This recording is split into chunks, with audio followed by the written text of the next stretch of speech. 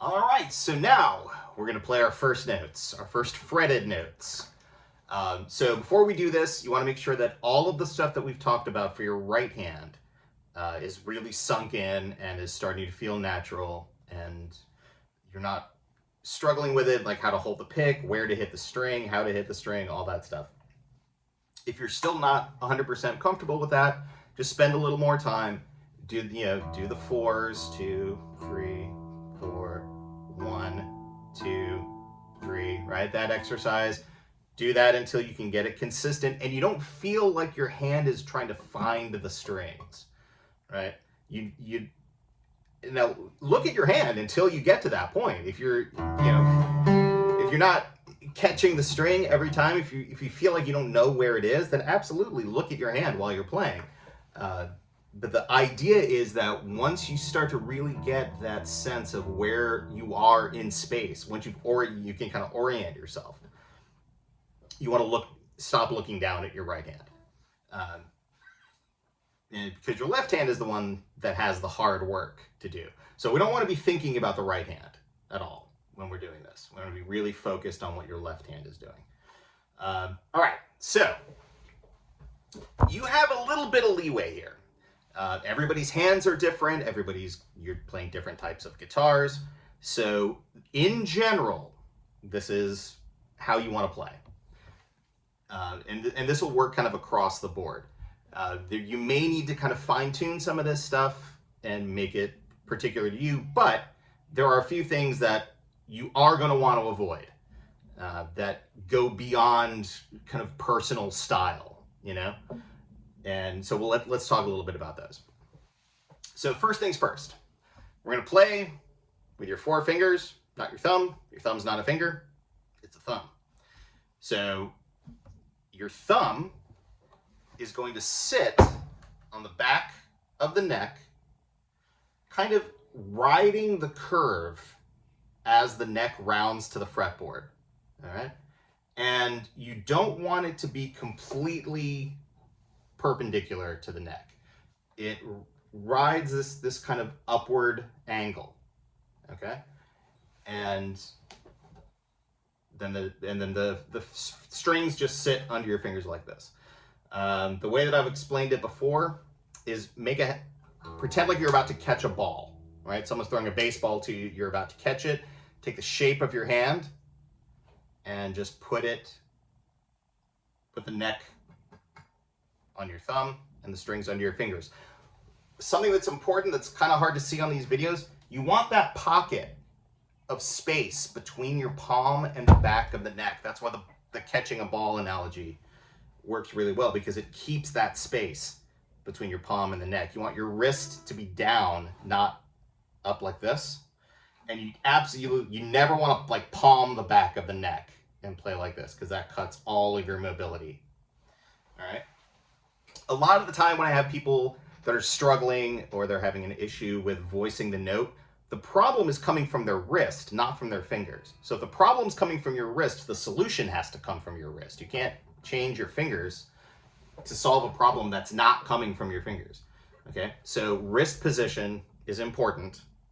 And again, you have a little bit of leeway. It's not like there's one place that's right and every other place is wrong.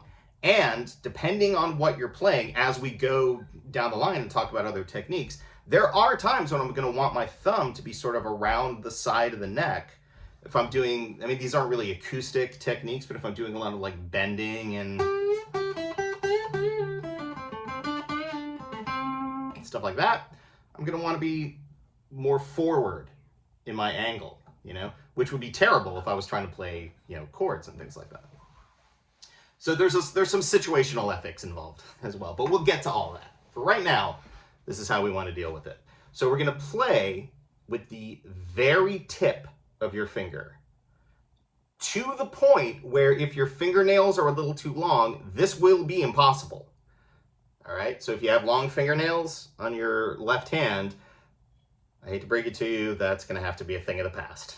You're going to have to sacrifice beauty for artistry here. You need to keep them real stubby because you got to get right up on that fingertip. Now, that doesn't necessarily mean that I want to be arced completely up like this.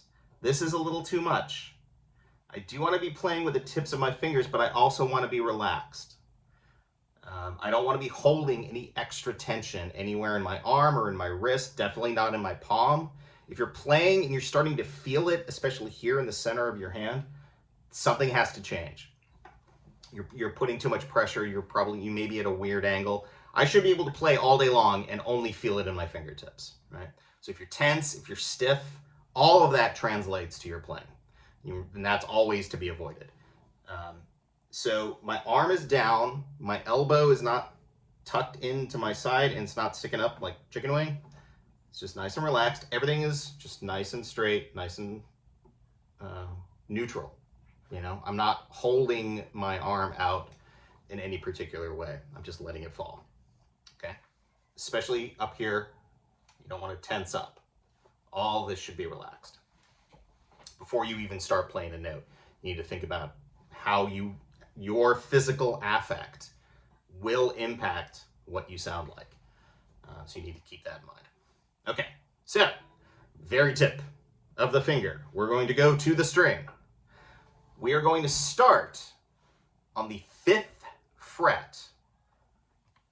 And the fret is this little piece of metal that runs across, not coincidentally, the fretboard. And we start counting from here by the tuners. We have this piece of plastic here, which is called the nut. And then we have fret 1, 2, 3, 4, 5. And depending on what type of guitar you have, what kind of style, there might be a dot on the 5th fret or along the side of your neck. You might have a series of dots. Those are just there for a visual point of reference. They're there to keep you from getting lost. So we might as well use them, right? So we're going to start on the 5th fret. And where you want to actually hold the string is right before you get to the fret. Okay? So if we were doing that again, if we were counting the frets, moving in this direction from the tuners toward the body, right?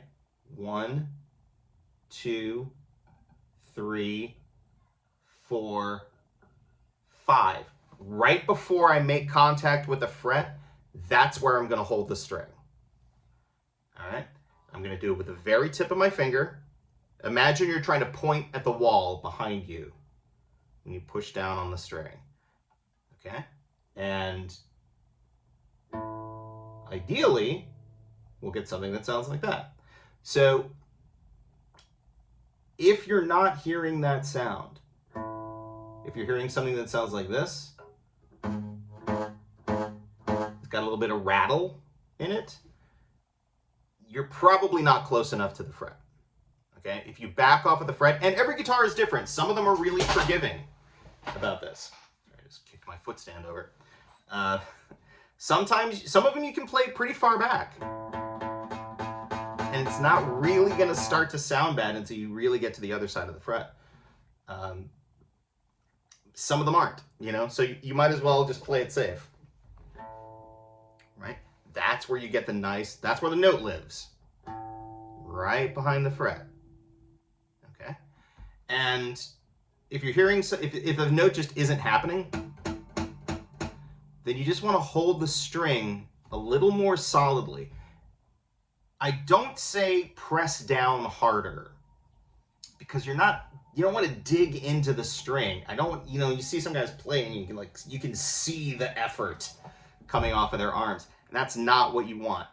If for no other reason, then your hands want to do the same thing. They want to have the same intensity. So the harder I press down with my left hand, the harder I'm going to want to hit the string with my right hand. And that is going to impact your tone as well. You'll get, right? If I push into the string, it pops like that. Definitely don't want to hear that. So we still want to be relaxed, right? I'm not straining. I'm not really putting a lot of effort into this. I'm just holding the string against the fretboard so that there's no room for it to vibrate between my finger and the neck of the guitar. Okay? And that's it. And nice and light with your right hand, just like we talked about with the open strings. Okay? And now, once you can get that 5th fret, we're going to move to the 6th fret, and we're going to move to your 2nd finger. Okay? Exact same thing, right on the fingertip, right up next to the fret, nice and gentle. Right. Then 3rd finger on the 7th fret, and then this is one that a lot of people struggle with, pinky on the 8th fret.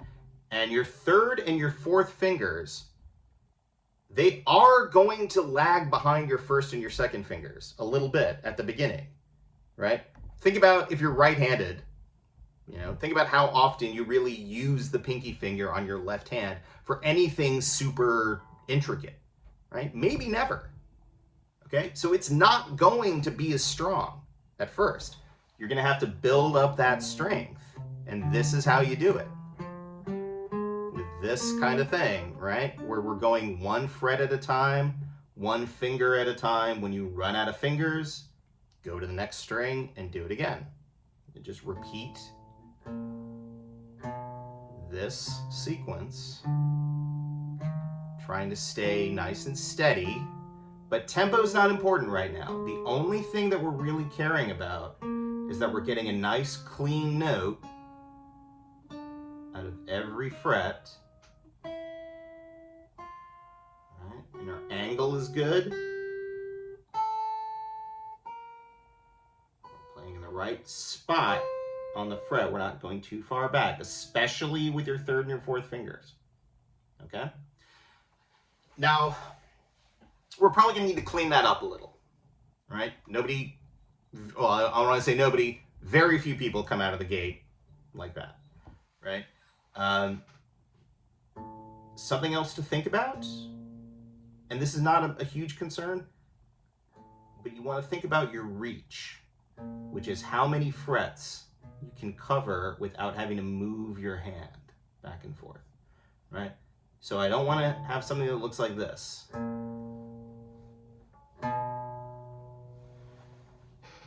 Right? Where I'm twisting my hand all around to get the notes. You should be able to play 4 frets without moving anything but your fingers. And that also takes time. Most people when they start out have about a 3 fret reach. That's pretty normal. The goal is 4, but again, you're going to need to build it up. So if you need to move to get those last couple of notes, that's fine. I don't care about that at all. All I care about is that you're landing on the fret consistently in the right space and with the right part of your finger. Okay? And that's it. That's as complicated as it needs to get. You don't even need to go all the way up the strings. That's just making this an exercise that covers all 6 strings, I don't care if you're not playing all 6 of these. I mean, it would be nice if you were, but all we're going for here is tone. Right? What does it sound like? Does it sound like this? Or does it sound like, right? Am I digging in too hard with my right hand? Am I trying to compensate for a note that isn't voicing by squeezing into the neck? Check your positioning, check the angle of your finger. If you want to go backwards, once you feel comfortable, you're more than welcome to. But for right now, again, all we're dealing with is just trying to get consistency. A nice sound all the way across. That's it.